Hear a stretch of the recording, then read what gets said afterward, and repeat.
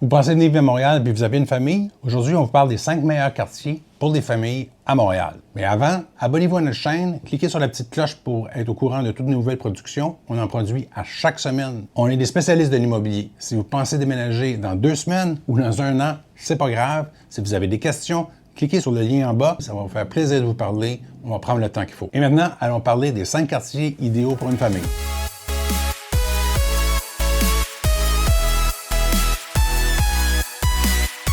Donc, avant de vous parler des quartiers, je vais vous parler des différents critères que vous devriez considérer parce que, dépendamment de votre famille, le choix peut varier grandement. Je vais vous parler des critères qui sont super importants parce que si vous avez une famille très jeune ou si vous avez une famille avec des adolescents, s'ils sont à l'université et s'ils ne sont pas à l'école ou ils travaillent, vous allez probablement vouloir considérer différents quartiers. Donc, évidemment, on ne peut pas faire une vidéo avec tout le genre de famille qui existe, mais je vais essayer de résumer ça le plus possible. Donc, vous allez trouver quand même 5 quartiers où, peu importe l'âge de votre famille et tout ça, vous allez être capable d'y trouver votre compte. Évidemment, quand on parle de famille, on parle d'école. On veut se placer soit à côté de l'école ou bien on peut se placer le long d'une ligne de transport en commun. Nous n'avons pas ce qui s'appelle le lycée, la licence. C'est des termes ça, qui sont un peu étrangers pour la majorité des Québécois. Nous avons un système différent et on fera peut-être une vidéo prochainement, certainement une vidéo prochainement qui va justement parler du système d'éducation au Québec. On va mettre en dessous ici un lien pour un tableau qui a été fait, je pense, par des Français qui comparent le système québécois et le système français. Souvent, il y a beaucoup de gens français qui viennent s'établir au Québec qui vont préférer, surtout si votre arrivée au Québec est peut-être temporaire ou c'est un essai ou en tout cas peu importe, vouloir que leurs enfants restent dans le système français. Alors, vous savez, pour ceux qui ont déjà été expatriés, qu'il existe des écoles françaises un peu partout dans le monde et qui permet à l'enfant d'arriver, suivre son cheminement académique à la française, puis retourner après ça en France. À Montréal, il y a 2 écoles comme ça, donc il existe, je vais prendre ma carte et on va aller voir, 2 écoles françaises, autrement dit, qui offrent un programme structuré à la française. Un, c'est le collège Stanislas dans le quartier d'Outremont et l'autre, c'est le collège Marie-de-France dans le quartier Côte-des-Neiges. Les deux écoles sont situées un peu à proximité l'une de l'autre. Vous avez le Mont-Royal ici qui est en vert, puis vous avez le quartier d'Outremont qui est juste sur le flanc nord-ouest de la montagne. Donc, l'école Stanislas est située, elle est ici, vous le voyez là, le collège Stanislas.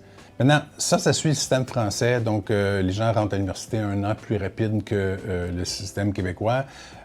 Évidemment, on commence à l'âge de 3 ans, puis ça continue jusqu'à la pré-université. Par exemple, juste pour vous mettre en contexte, ce ne sont pas que des étudiants français, là. Il y a plusieurs personnes ici qui choisissent d'envoyer leurs enfants au collège Stanislas parce que soit qu'ils habitent dans le Pourtour, ils aiment l'école, ils aiment le système d'éducation. Le collège Marie-de-France, par contre, lui, est situé sur le côté vraiment ouest de la montagne, sur la rue Queen Mary. Donc, on voit encore une fois le parc ici en vert, c'est le Mont-Royal, le parc du Mont-Royal. Et sur la rue Queen Mary, le collège international Marie-de-France. Donc, on voit ici une photo de l'école. Ça me semble être un peu... Évidemment, j'ai fréquenté des amis qui allaient dans ces écoles-là quand j'étais jeune. De mémoire, c'est un collège qui est plus petit que celui de Stanislas. En fait, celui de Stanislas, on entend beaucoup plus parler à Montréal que le collège Marie-de-France. Là, je vous présente le site web du collège Stanislas ici. Il y a un campus à Montréal, il y a un campus aussi dans la ville de Québec. Je sais qu'ils ont des programmes pour des sports aussi. Il y a beaucoup de jeunes sportifs, là. Puis vous avez ici le site web du Collège international de Marie-de-France.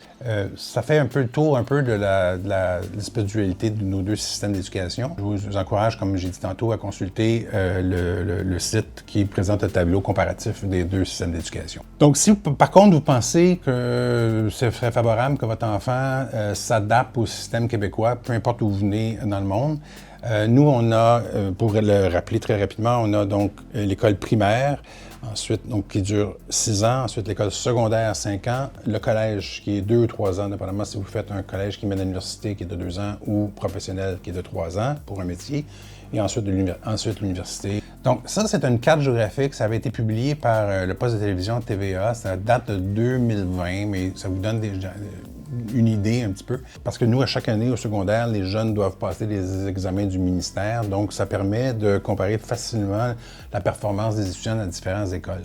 Et eux autres ont établi un palmarès des meilleures écoles secondaires. Je pense pas qu'on peut dire, si on descend dans le palmarès, là, vous allez voir ici différentes cotes, puis tout ça, de différents collèges. Là, je pense qu'entre un 9.1 et 9.8, c'est probablement la même chose. Là. Mais par contre, si vous avez un 5 sur 10 puis un 9.8, ben, il y aura vraiment une différence de qualité d'éducation. On met des cotes par langue d'enseignement, langue seconde, histoire, sciences, mathématiques, le taux d'échec des étudiants aux examens du ministère et différents autres critères. Donc, c'est quelque chose que je peux vous suggérer fortement de consulter et ça permet ensuite de ça de situer si une école ou quelques écoles vous intéressent, ben de dire ah là, moi je veux être dans le pourtour de cette école-là si vous voulez que votre enfant marche ou avec une ligne de transport en direction de l'école. L'éducation est un critère hyper important et moi je vous encourage à faire beaucoup de recherches par rapport à ça. Puis si vous avez des questions par rapport à ça, ben, écoutez, j'ai eu 2 enfants, les 2 maintenant sont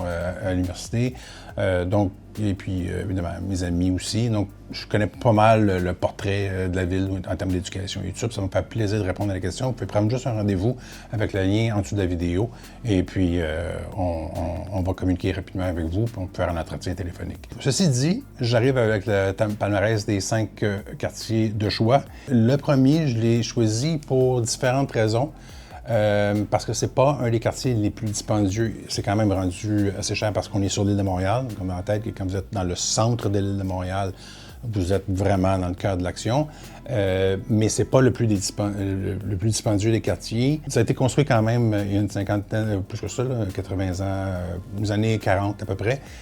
Donc, à l'époque, on faisait pas les quartiers très denses. Donc, il y a des terrains qui sont intéressants. Il y a beaucoup de parcs.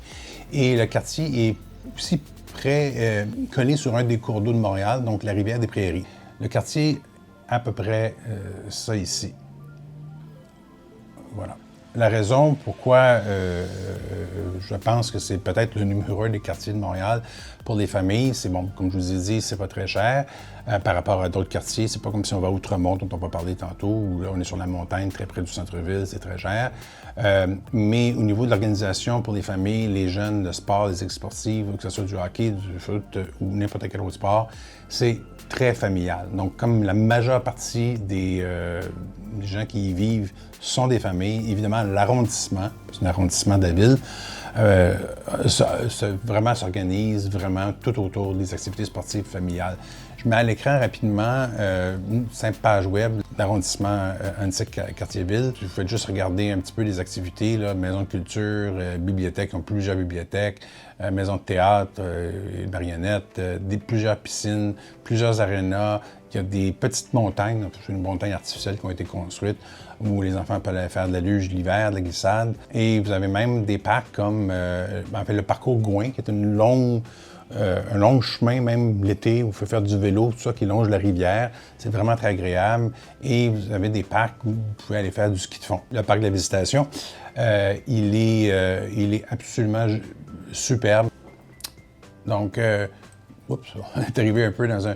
Mais ça vous donne une idée d'une rue de quartier là, qui est près de l'eau et qui est probablement juste placée, là, je pense, si vous prenez ce petit sentier-là, vous arriviez directement au parc de la Visitation, mais si on recule un petit peu, vous le voyez, le parc ici, voilà.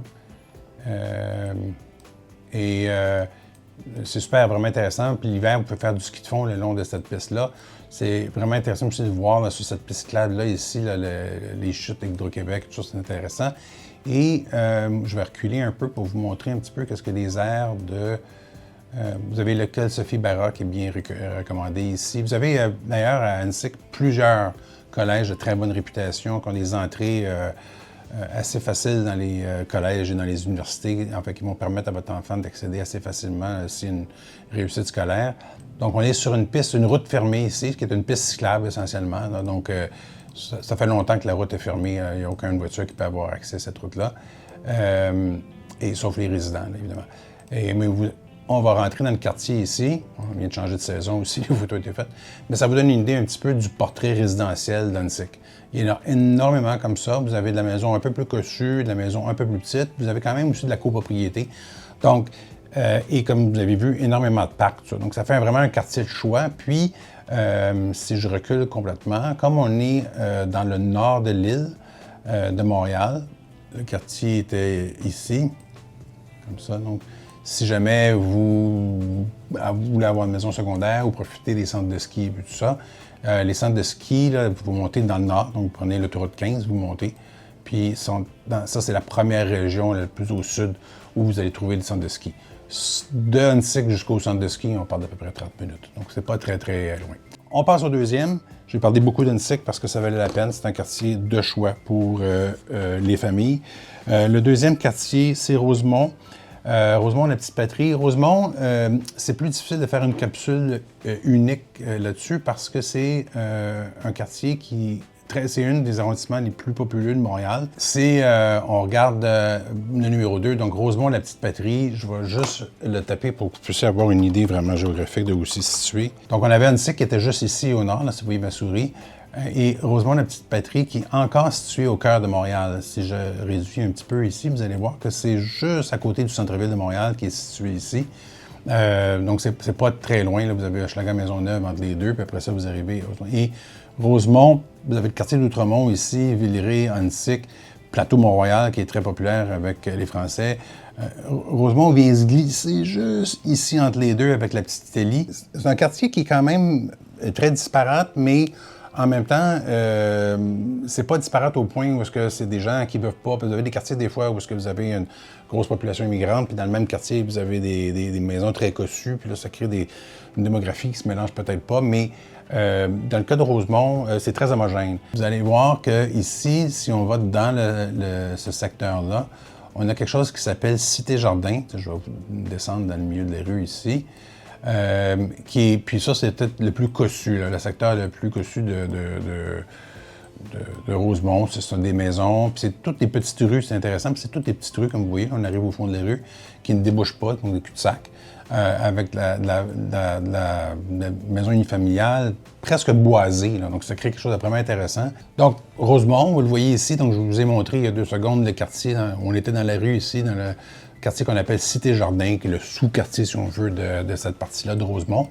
Donc, juste là, tantôt, on avait la carte, mais je vais vous dessiner de façon très grossière, là, Rosemont, mais c'est quelque chose comme ça, le petit Italie. Oups, je suis allé un peu ramasser Villeray, là, mais bon, c'est quelque chose... Prenez pas mon mot, je suis allé beaucoup trop au nord, là, ici, dans ma petite courbe, mais... peut-être si je faisais ça comme ça, peut-être ce serait un peu mieux. Il y a la petite partie qui est plus cossue ici, qui est intéressant. Ici, on a quelque chose de quand même assez bien. Je vais juste prendre mon petit bonhomme Google et me débarquer au hasard dans une partie du quartier. Voilà, ça vous donne une idée. Puis ce qui est bien, c'est que c'est un quartier qui est vieux, alors beaucoup d'arbres, tout ça. Ces maisons-là, évidemment, sont moins dispendieuses que ce qu'on vient voir dans les autres quartiers. Je vais reculer un petit peu aussi, ici encore une fois. Puis à mesure qu'on s'approche de l'ouest, évidemment, ça recommence à ressembler un peu plus au plateau Mont-Royal, pour ceux qui le connaissent ou qui ont vu la capsule sur le plateau. La petite Italie, je vous dirais que ça, c'est complètement à l'est. Là, on parle moins des familles, mais pour la vie de commerce de proximité, de restauration, de bar, la petite Italie, c'est un des hotspots de Montréal. Donc, les gens veulent vivre là pour le côté être dans la tendance du moment, là, puis le côté des sorties et tout. Donc, des fois, si vous allez vous placer, par exemple, dans le secteur qu'on appelle la petite patrie, je vous dirais que moi, je trouve que c'est une alternative hyper intéressante au plateau Mont-Royal parce que c'est moins dispendieux que le plateau Mont-Royal. Le bâti est un peu moins vieux aussi. Et vous avez, pas loin de ça, des bonnes écoles aussi. Là. Donc, on parlait du Collège français qui est pas loin, vraiment pas loin, Stanislas et plusieurs autres collèges. Donc, vous avez les rues Beaubien ici. Ça, là, au niveau de la restauration, c'est depuis des années, il y a comme une gentrification qui s'est faite. C'est rendu une des belles rues. Il y a énormément d'offres de restauration, de bars, de café et tout. Donc, vous avez des étudiants qui sont un peu plus jeunes puis ils veulent aller étudier dans un café comme la mode le veut maintenant. Il y a du choix en masse. Donc, c'est vraiment intéressant. Puis, c'est quand même un arrondissement qui est quand même doté de plusieurs parcs. Les systèmes de transport. Donc, moi, vous voyez l'arrondissement ici de Rosemont. Qui est indiqué ici, là, avec le pointillé rouge. Vous avez la ligne de métro de Montréal ici qui passe tout juste au nord et vous avez tout juste au sud une autre ligne de métro qui passe et la ligne orange qu'on appelle, qui est une ligne à haute fréquence, là, qui passe aussi avec 2 stations directement dans l'arrondissement. Vous avez aussi des services d'autobus à haute fréquence et haute rapidité. Est-ce que ça, c'est P9? Oui, P9 ici. Donc, cette rue-là que vous voyez en bleu ici, un service d'autobus qui dessert cette station de métro-là et c'est des autobus qui ont leur propre voie, là, donc ils ne partagent pas le trafic avec les voitures. Et donc, c'est excessivement rapide. Donc, si vous habitez là, il y a énormément de transports en commun dans ce secteur-là. Dans les écoles, je pourrais retourner au palmarès de TVA qui avait été publié, me situer ici à Rosemont. Et juste peut-être mentionner l'école Robert-Gravel, le collège Jean-Eudes, qui fait clairement partie des meilleurs de Montréal, a une réputation incroyable. Donc voilà, donc ça fait le tour. Petit détail ici, dans les écoles, mais vous avez le parc olympique qui est dans l'arrondissement de Rosemont. Évidemment, vous avez le jardin botanique, des grands jardins, il y a des grands événements dans le parc olympique, puis vous avez le stade Saputo où l'équipe de foot de Montréal joue. Donc, il y a quand même, c'est pas un arrondissement qui est très dortoir, là. Il y a quand même beaucoup de choses qui se passent là-dedans. Alors, on passe au 3e quartier. Donc là, on s'en va Ville-Montréal-Outremont. Donc là, on est plus dans le cœur de la ville. Donc, l'arrondissement d'Outremont est à cheval sur la montagne. Donc, cette portion-là ici, et ce n'est pas plat, donc on est une partie du parc du Mont-Royal qui est dans l'arrondissement, enfin, ce sont des cimetières. Cette portion-là ici du secteur d'Outremont, ce sont des quartiers très cossus. Vous avez ensuite quelque chose d'un peu plus raisonnable de cette façon-ci et des copropriétés vers le bas. La ville de Mont-Royal, donc c'est pas un arrondissement, c'est une ville indépendante. Je l'inclus comme le même quartier parce que le profil socio-démographique des 2 villes est très similaire. Et la plupart des activités sportives que les enfants, auxquelles les enfants participent, même s'il y a une ville qui est la ville de Montréal et l'arrondissement Outremont, sont fusionnés sous l'égide des mêmes organisations.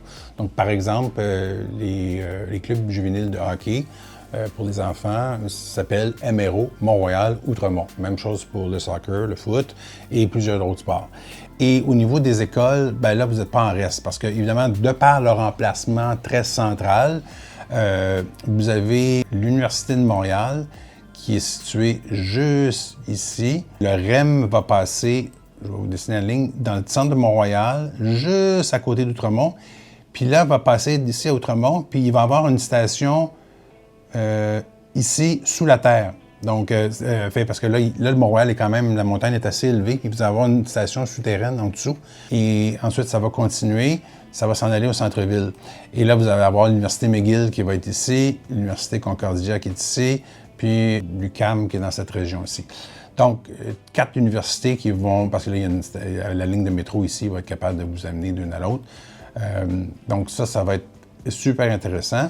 Puis au niveau des écoles de quartier, à peu près toutes les écoles de quartier sont hyper réputées. À Mont-Royal, il y a une école publique qui s'appelle Saint-Clément au niveau du primaire, donc quand les enfants sont très jeunes, qui a longtemps été considérée comme une des meilleures écoles. Ce sont 3 petits pavillons.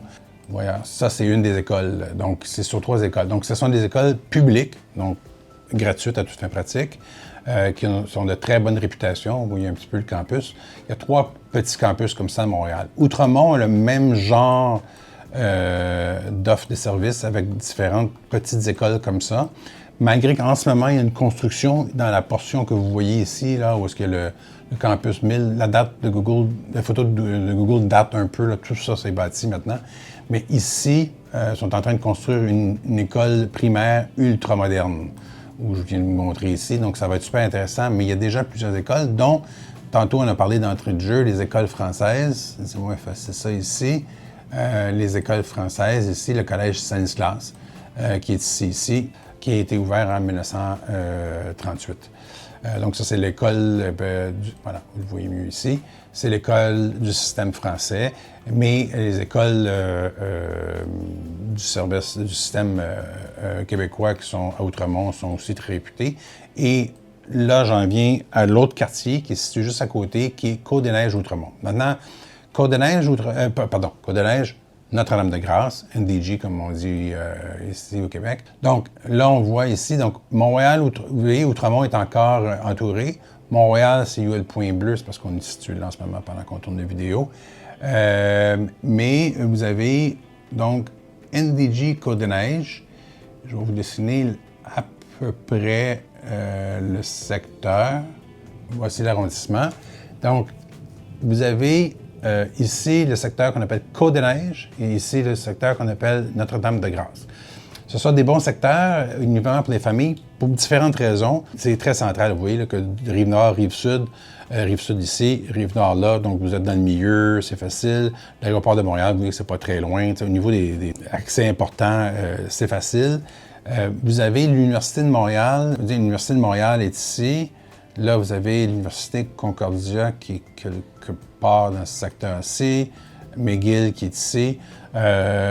Donc, vous voyez que vous êtes très près de grandes universités. Vous avez le collège Jean de Brébeuf qui est ici, qui est une école secondaire et cégep qui est très réputée. Mais là, vous voyez, quand je vous parlais tantôt de Outremont et de Mont-Royal, on est un peu tous dans la même continuité, là. Vous avez le collège pas Marie de France, Ville-Maria, qui devrait être situé probablement autour ici. Il y a énormément de collèges privés. Au Québec, on s'entend, le privé, c'est semi-privé, donc ça coûte à peu près 5 000 $ par année, qui sont situés dans cet arrondissement-là. L'arrondissement est vraiment divisé en deux parce que vous avez celui qui est adjacent à Outremont. Donc, je vais enlever, enlever la couleur ici. Donc, le secteur ici adjacent à Outremont, plus francophone. Puis vous avez le NDG qui est situé plus dans ce secteur-là ici, qui est plus anglophone. Je vais quand même aller sur des rues un peu vous montrer de quoi ils regardent dans ces secteurs-là. Il y a une rue qui s'appelle la rue Moncklin, qui est une rue de quartier avec des commerces de proximité, boulangerie, pâtisserie, restaurants, bars, cafés. Donc, je me promène un petit peu pour vous montrer qu'est-ce que ça a l'air. Donc, c'est assez sympathique. C'est bilingue, je vous dirais. C'est un quartier qui est partiellement anglophone et francophone. Je m'en vais ici juste pour vous montrer un petit peu ce que le bâti a de l'air. Donc, souvent, on a un mix soit de propriétés unifamiliales, où vous avez ce genre de propriétés-là, si je peux en trouver une ici, bon voilà, on est pendant l'Halloween, qui sont des duplex. Donc, vous avez une propriété ici et une autre propriété en haut. Même chose se répète à droite ici. Donc, du jumelé plex, qu'on appelle. Il y en a énormément. Il y a de la maison unifamiliale et tout ça. Donc, ça, c'est l'arrondissement, je vous dirais, qu'on appelle NDG. Et si je recule un petit peu, je retourne dans la portion qui était en proximité de Outremont. Donc, on arrive ici. On a l'Université de Montréal ici, que vous voyez. Je vais aller descendre dans l'allée Willowdale, qui est le petit secteur ici, qui est donc juste apposé à Outremont. Et voilà. Donc, ça ressemble quand même à un même genre de bâti. Attendez, c'est parce qu'avec la fenêtre, voilà. Donc, encore une fois, un appartement ici, un appartement là. C'est peut-être un peu plus cossu. D'ailleurs, si je retourne un peu, vous allez voir que on a plusieurs écoles de renom. Donc, l'école du Mont-Jésus-Marie, qui est une école primaire privée.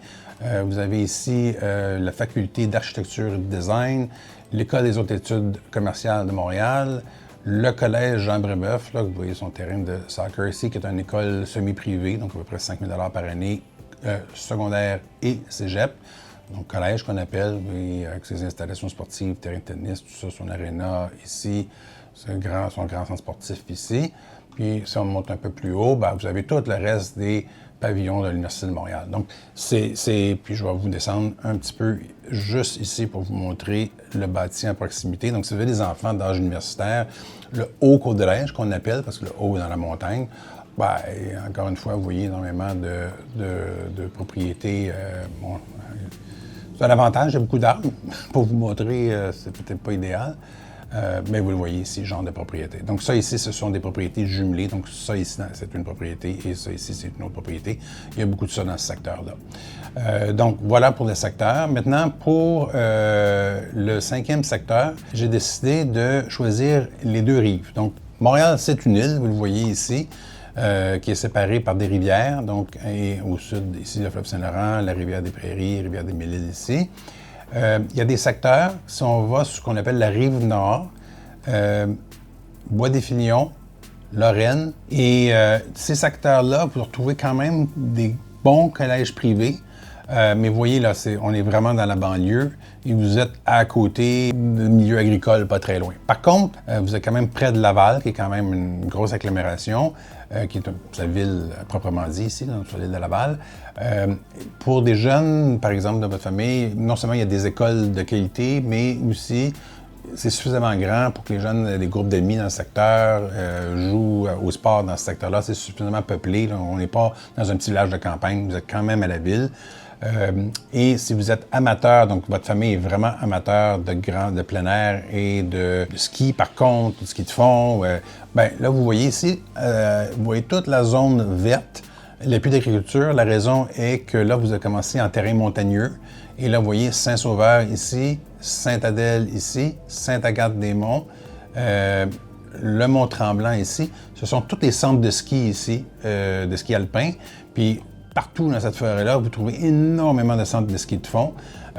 Puis l'été, bien évidemment, c'est de la marche de montagne. Il y a toutes sortes d'activités. Donc, si vous êtes des amateurs de sport comme famille, puis vous voulez vous évader rapidement l'hiver, en campagne, bien, en vivant ici, comme je parlais dans plusieurs vidéos, Montréal, il y a des goulots d'étranglement aux heures de pointe à cause des ponts. Vous sortez d'une île.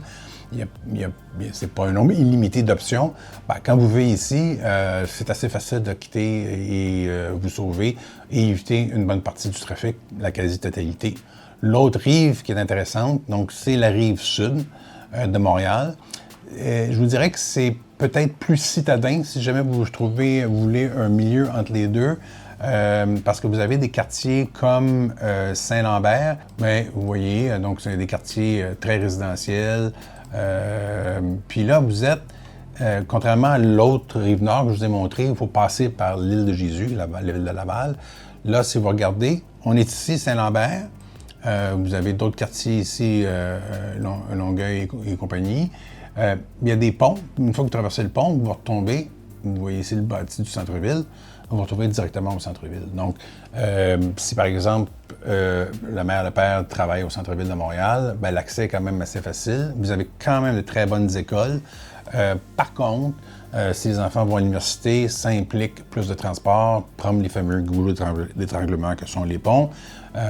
Donc, là, il faut penser transport peut-être par voiture. Donc, c'est-à-dire que si vous avez des adolescents de plus de 16 ans, là, le choix de collège ou d'université, bien, il n'y a pas d'université. Il y a des campus universitaires, mais il n'y a pas d'université proprement dit, dont le campus principal est sur la rive sud.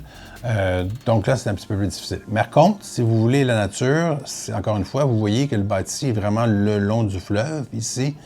Et quand vous vous éloignez, vous pourrez peut-être aller jusqu'à Chambly, ici. Ça, je vous dirais que c'est à peu près une demi-heure de voiture. 20 minutes de voiture, ici, une demi-heure dans la période haute, avec beaucoup de trafic. Mais donc, de Montréal à Chambly, vous calculez 20 minutes, une demi-heure. Donc, ça vous donne une idée. Après ça, là, vous tombez plus en campagne, vraiment. Mais une fois, si, par exemple, votre terrain de jeu, c'est pas le ski alpin des Laurentides, mais c'est le ski alpin des Cantons de l'Est, bien, quand vous voyez ici, vous tombez à cet endroit-là, ici, dans le coin de Magog. Vous avez, par exemple, le centre de ski Harford, vous avez le centre de ski Bromont ici. Donc, ce sont des parcs provinciaux, des centres de ski qui sont peut-être même un peu plus hauts que ceux des Laurentides, qui sont faits du Mont-Tremblant. Et ça, c'est à peu près 45 minutes, là, par exemple, de la Rive-Sud jusqu'à Bromont, de route. Donc, les gens qui veulent justement s'évader la fin de semaine. Et si jamais vous allez aux États-Unis, souvent, bien évidemment, c'est direction vers la frontière américaine, qui est toujours pas très loin. La Rive-Sud était placée ici. Vous voyez ma ligne blanche en bas ici, donc c'est la frontière américaine avec le lac Champlain. Donc, voilà. Donc, ça fait le tour des quartiers. Évidemment, il y a beaucoup à parler quand on parle de famille. Les familles, comme je vous ai dit au début, ça peut être composé de très, très jeunes enfants, ça peut être composé d'adolescents qui vont à l'université. Donc là, il faut s'adapter. Mais ça nous ferait plaisir de parler de votre réalité à vous. Donc, n'hésitez pas à cliquer sur le lien en bas, prendre rendez-vous avec nous. Ça nous fait plaisir. On va faire le tour des différentes options une fois que vous aurez décrit exactement ce que vous recherchez. Ça fait le tour. Comme je l'ai dit au début, abonnez-vous. Publie une capsule à chaque semaine, en tout temps. Si vous voulez en savoir plus ou on a couvert quelque chose un peu trop rapidement pour vous, envoyez-nous un message, appelez-nous, on va vous répondre. On répond à tous nos messages, à tous nos textes, à tous nos courriels. À bientôt!